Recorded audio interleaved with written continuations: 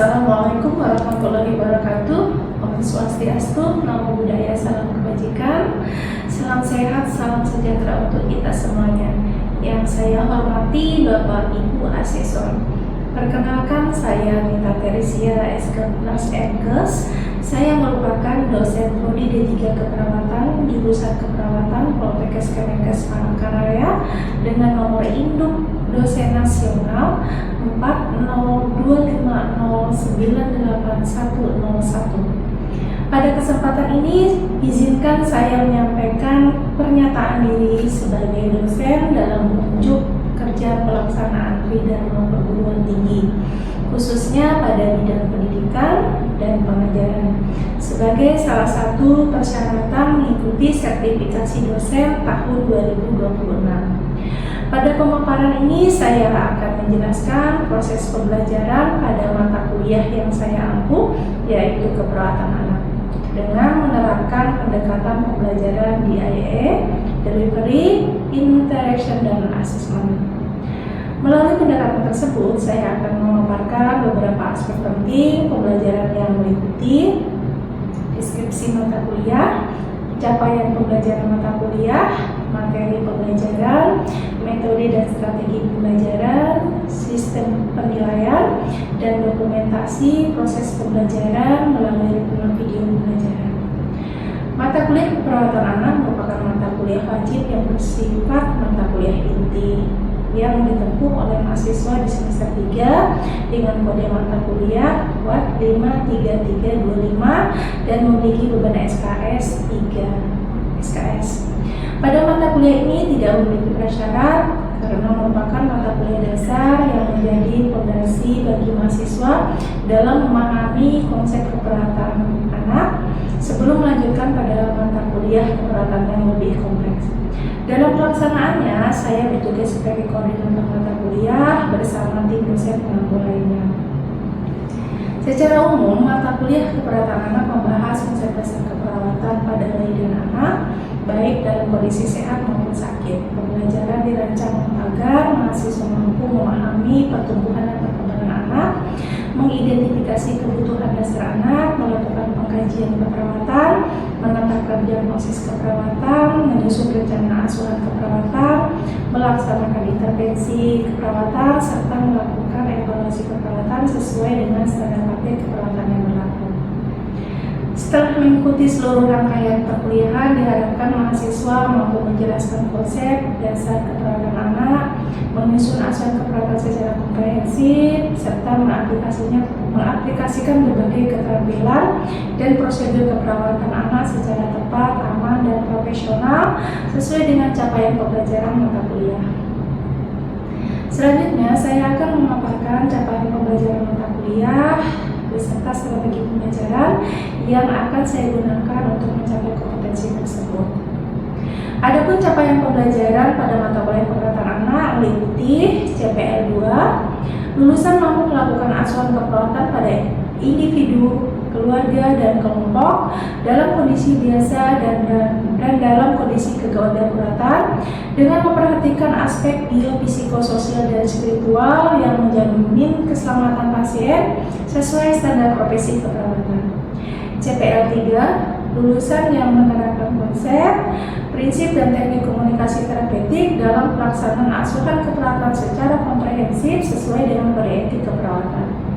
CPL 4, lulusan mampu melakukan pendidikan kesehatan dalam asuhan keperawatan kepada individu, keluarga, dan kelompok sesuai kode etik dan standar profesi keperawatan yang berlaku. Guna mencapai seluruh kompetensi tersebut, materi perkuliahan akan disampaikan dalam 16 kali pertemuan dan capaian pembelajaran mahasiswa dilakukan oleh UTS UAS.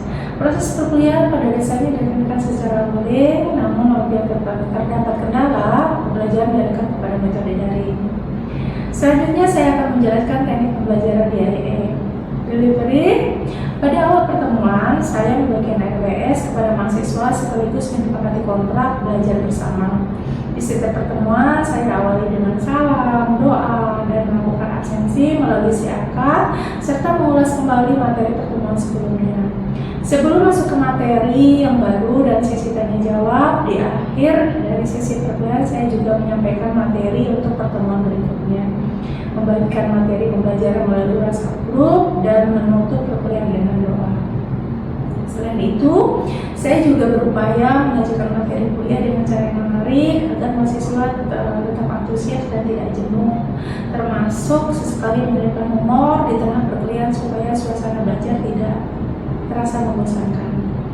Dalam menyampaikan materi, saya menerapkan metode ceramah, diskusi dan tanya jawab, penugasan, serta praktek laboratorium yang meliputi studi kasus, demonstrasi, dan role-play. Interaction. Dalam berinteraksi dengan mahasiswa, saya berusaha hadir sebagai dosen yang peduli dan responsif terhadap kendala yang muncul selama proses pembelajaran. Interaksi di kelas saya bangun melalui diskusi kelompok, studi kasus, demonstrasi, serta praktek atau role-play yang selalu saya sertai dengan refleksi dan umpan balik agar mahasiswa dapat mengukur pemahamannya secara langsung. Di luar kelas, komunikasi dan diskusi dengan mahasiswa saya lakukan melalui WhatsApp group. Selain itu, saya juga memberikan tugas dalam bentuk makalah, studi kasus, atau video secara berkelompok untuk melatih kemampuan komunikasi dan kerjasama mahasiswa. Asesmen sistem penilaian telah saya sepakati bersama mahasiswa sejak awal perkuliahan yang mencakup komponen tugas, kuis, praktek, UTS, dan UAS.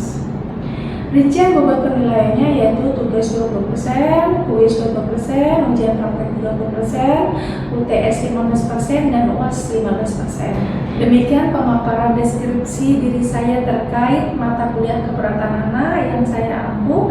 Atas perhatian Bapak dan Ibu Asesor, saya ucapkan terima kasih. Assalamualaikum warahmatullahi wabarakatuh. Assalamualaikum warahmatullahi wabarakatuh. Waalaikumsalam warahmatullahi wabarakatuh. Selamat pagi, salam sehat, salam sejahtera untuk kita semuanya. Apa kabar hari ini? Sehat, luar biasa, tetap semangat. Alhamdulillah. Tepuk tangan dulu untuk kita semuanya. Ya, biar tambah semangat. Baik, sebelum saya masuk kepada materi pada pagi hari ini untuk mempermudah kita dilancarkan segala pelajarannya, diberikan manfaatnya untuk kita semuanya, kita berdoa dulu menurut agama dan keyakinan kita masing-masing. Berdoa dimulai.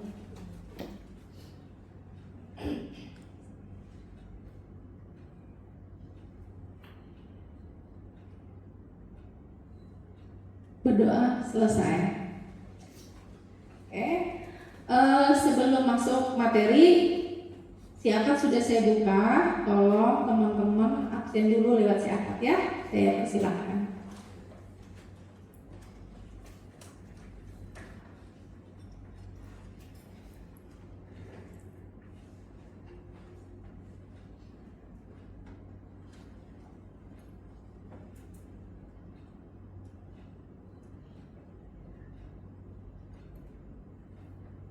Sudah selesai?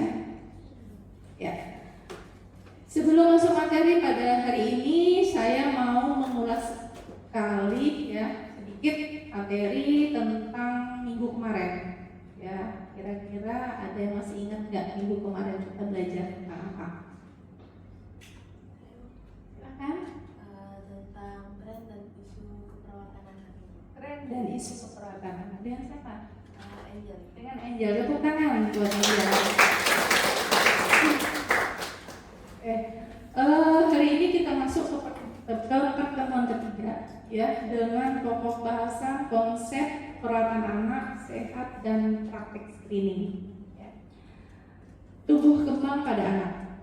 Di pertemuan ini ada beberapa submateri yang bakal kita bahas dan kita akan pelajari bareng-bareng yang meliputi konsep tumbuh kembang anak, terus konsep bermain, anticipatory guidance ya, terus imunisasi, pengukuran antropometri. Nah, namun pada sampai dengan praktek pemberian imunisasi pada bayi dan anak ya. Nah, khusus di pembelajaran pada pagi hari ini kita fokus dulu ke satu submateri yaitu imunisasi pada anak sebagai lanjutan dari konsep tumbuh kembang anak yang barusan kita singgung. Sebelum masuk ke materi, saya mau tanya dulu. Ada yang pernah lihat anak nangis kejar-kejar gara-gara disuntik imunisasi nggak? Pernah? Nah, ya.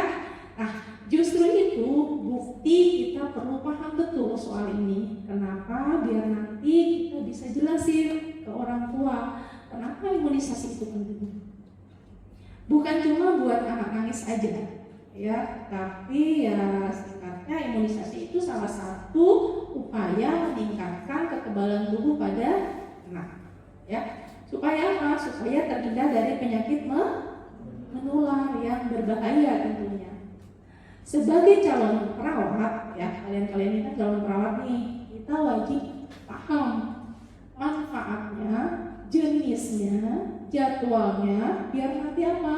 Biar nanti kita bisa memberikan edukasi yang benar kepada orang tua.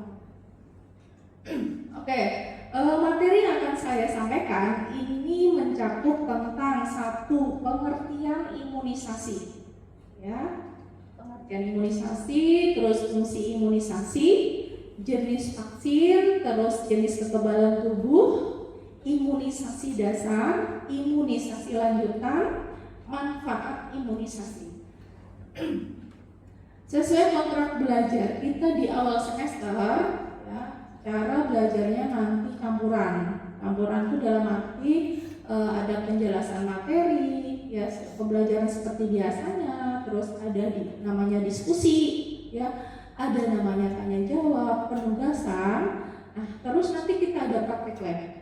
Ya, karena ini kan 3 SKS ya. Jadi nanti ada konsep, ada belajar konsep, ada juga praktek laboratorium. Ya, melalui apa? Melalui studi kasus, demonstrasi, dan role play. Sesekali nanti saya mungkin akan memberikan satu contoh kasus, ya, biar nggak monoton, ya, dan kalian nggak ngantuk di jam segitu. Biasanya kalau belajar tentang kasus itu mahasiswa harus mampu menganalisis, ya. Dianalisis jangan cuma dipahami aja, tapi dianalisisnya kasusnya, kenapa kasus seperti ini, ya, sehingga nanti juga pada akhirnya kita sebelum menganalisis kita harus lihat dulu, ya, apa aja yang kita mau berikan kepada pasien, ya, tentunya melalui tahapan proses keperawatan, yaitu asuhan perawatan.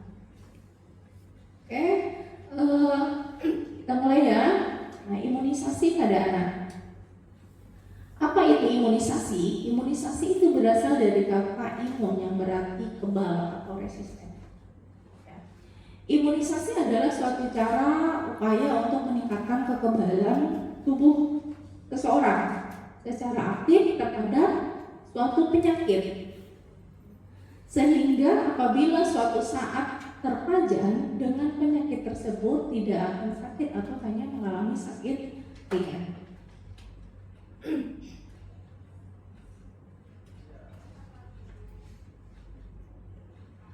Apa itu vaksin? Ya. Vaksin adalah suatu obat yang diberikan untuk membantu mencegah suatu penyakit. Ya, vaksin sangat membantu tubuh untuk menghasilkan antibodi, dan antibodi ini berfungsi untuk melindungi tubuh kita terhadap penyakit. Oke, selanjutnya imunisasi dasar. Ya, imunisasi dasar diberikan kepada bayi sebelum usia 1 tahun. Itu wajib. Nah, apa aja yang diberikan kepada bayi di bawah usia 1 tahun? Itu ada hepatitis B, ada poliomyelitis, ada tuberkulosis, difteri, pertusis, tetanus, pneumonia, dan meningitis yang disebabkan oleh hemophilus, influenza tipe B atau HIV, ya, serta 9 bulan campak. Nih, yang wajib memang diberikan kepada anak usia di bawah 1 tahun. Nah, setelah itu ada namanya imunisasi lanjutan. Nah, imunisasi lanjutan itu merupakan imunisasi ulangan. Kan udah lengkap belum imunisasinya? Lengkap ya? Terus setelah dia dapat, namanya ada imunisasi lanjutan. Biasanya di SD itu kan pernah tuh ada namanya BIAS ya. Jadi ada program pemerintah untuk memberikan imunisasi lanjutan. Nah, imunisasi lanjutan itu imunisasi yang merupakan ulangan imunisasi dasar. Ya, untuk apa? Untuk mempertahankan kekebalan tubuh. Ya.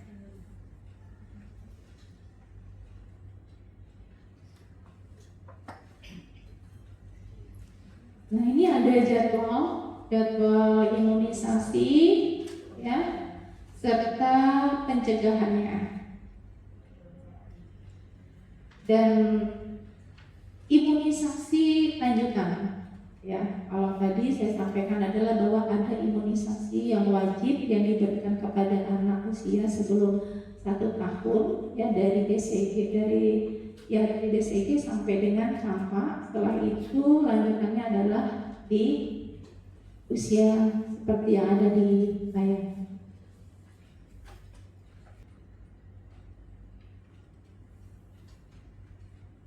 Oke,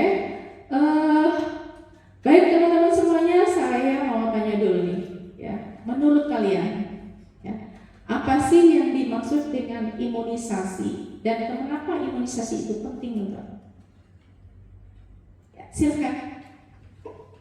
Kalau menurut saya, Bu, imunisasi itu semacam pemberian vaksin untuk melindungi anak dari penyakit menular. Penting karena bisa menaikkan daya tahan tubuh pada anak. Oke, hapus dulu. Dengan siapa? Oh ya. Ya, kurang lebih seperti apa yang disampaikan ya. Jadi imunisasi itu tujuannya untuk membentuk kekebalan tubuh supaya anak terlindungi dari penyakit yang sebenarnya bisa dicegah. Ya. Oke, sekarang saya kasih satu kasus, coba dicermati dulu ya.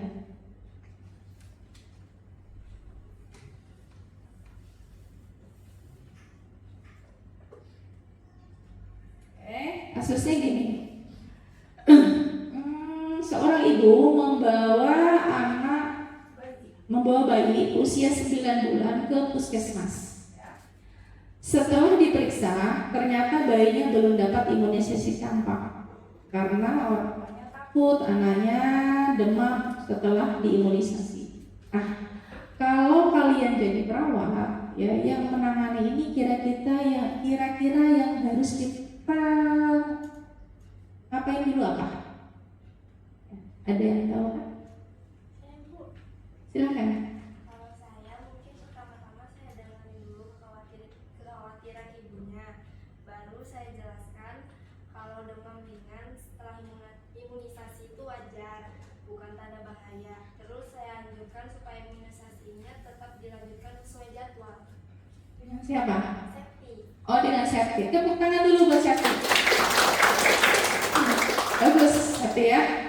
Oke, dengan poin itu tentunya kita dengerin dulu nih kekhawatirannya apa. Ya, jangan langsung ceramah aja, jangan langsung dimarahin. Ya, apalagi kalau kita melakukan suatu tindakan itu juga nggak boleh langsung kita melakukannya. Ya, kita harus jelaskan dulu buat apa tindakan itu kita lakukan, sampai dengan efek sampingnya pun harus kita kasih tahu. Ya, jadi salah satu adalah edukasi kepada orang tua si anak atau si bayi yang mau diberikan imunisasi. Itu sangat penting ya bagi perawat. Nggak cuma imunisasi, ya, semua tindakan yang kalian berikan kepada pasien itu harus dikasih tahu dulu, diedukasi dulu, ya. Jangan sampai nanti orang tuanya nggak tahu apa-apa, anaknya disuntik, dikasih obat. Ya, jadi pentingnya SOP, ya, persiapan pasiennya, persiapan alatnya, persiapan kita sendiri dulu, terus ada kontraknya, ada komunikasinya, sampai dengan kapan kita mengerjakannya. Ya, semuanya sesuai dengan SOP. Ya, ketika kita sudah pegang SOP, saya yakin semuanya sampai dengan kamu mendokumentasikannya. Ya, kalau ada apa-apa, misalnya ya, kita nggak tahu nih, ya, karena kepungan nggak ada tahu kan? Udah bener nih, tapi kita nggak bener menuliskannya statusnya. Ya, tiba-tiba orang tuanya, namanya orang tua kan kadang tingkat tuanya kan nggak ini ya, kadang ada yang kurang gitu kan. Dia nanya setelah diimunisasi misalnya demam, terus dia protes, terus menuntut, padahal kan demam juga bisa menjadi suatu yang normal bagi anak yang diberikan imunisasi. Ya. Oke. Ada pertanyaan? Tapi Bu, kalau orang tuanya masih ngeyel gimana? Kan ada tuh orang tua yang masih suka percaya soal mitos-mitos itu, soal imunisasi. Kalau ada orang tuanya yang ngeyel, kan biasanya kan ada memang orang tua tuh kan gak mau sama sekali nih anaknya diimunisasi. Mungkin satu, karena vaksinnya takutnya terindikasi apa?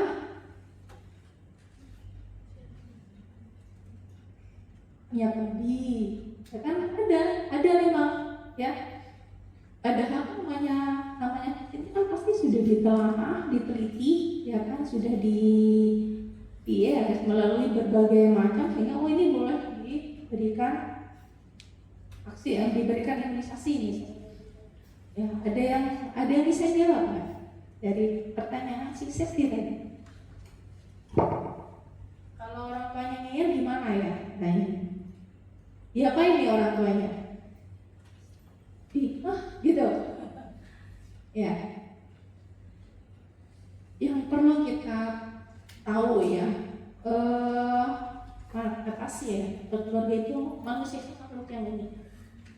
Bagaimana caranya kamu bisa menghadapi pasien yang dengan keunikan?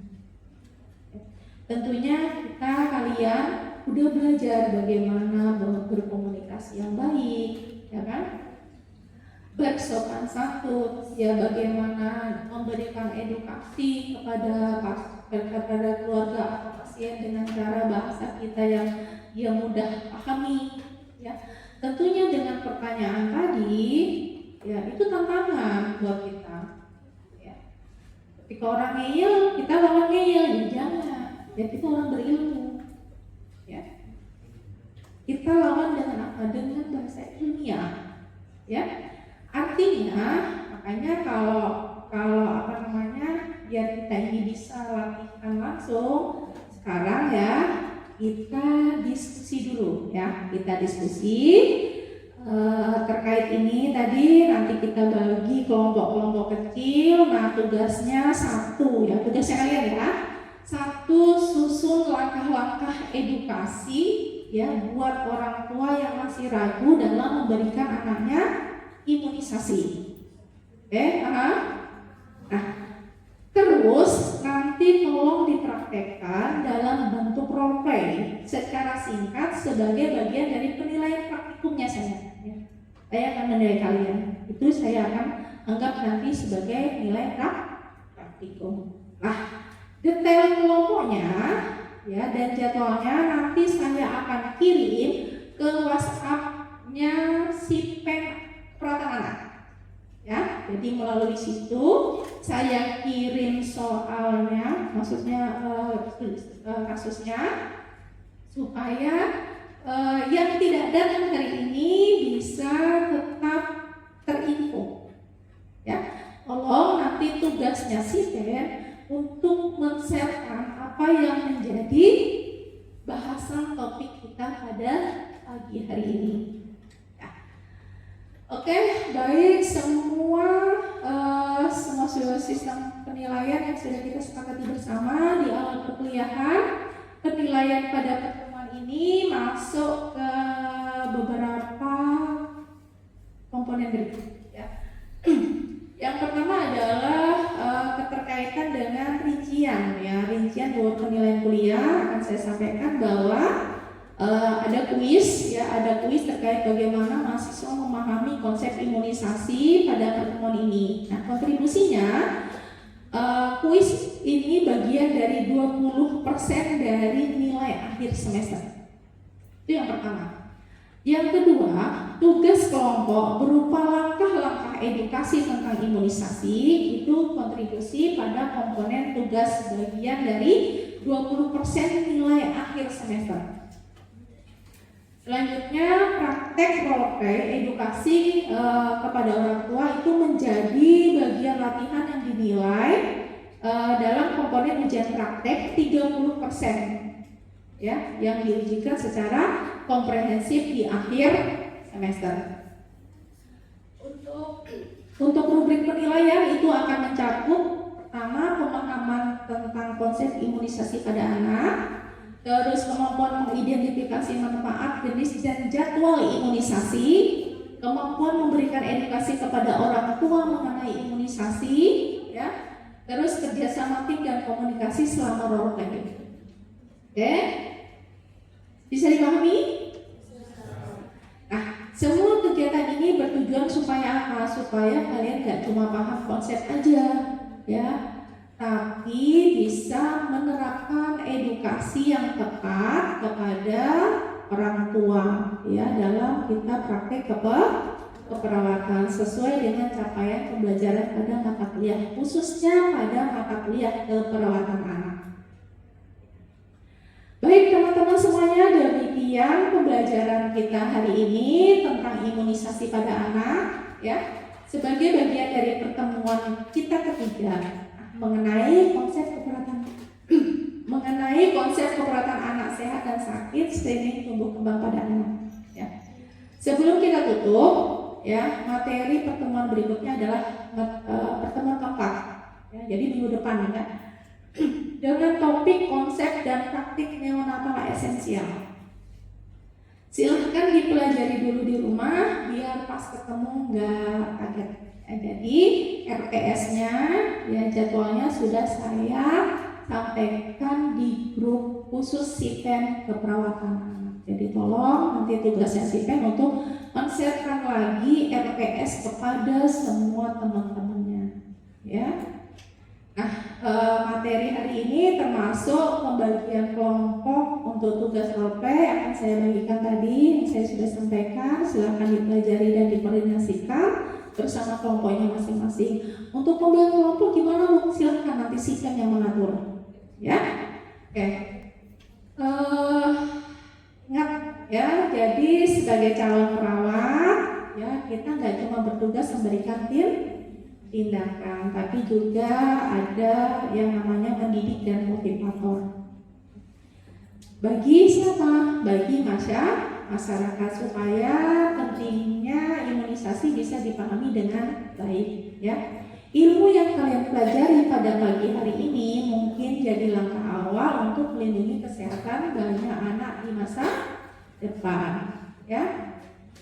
Tentunya teruslah belajar, ya, jadi jangan sampai putus, jangan sampai bosan, ya, terus belajar, ya, jangan ragu bertanya, kalau nggak paham ditanya, ya, terus jadilah perawat yang profesional, ya, cita-citanya kan menjadi perawat, kan? Jadilah perawat yang profesional yang peduli dan bermanfaat bagi semuanya, ya. Mari kita tutup pertemuan ini dengan alhamdulillah dengan doa, ya. Silakan berdoa menurut agama dan keyakinannya masing-masing. Berdoa dimulai.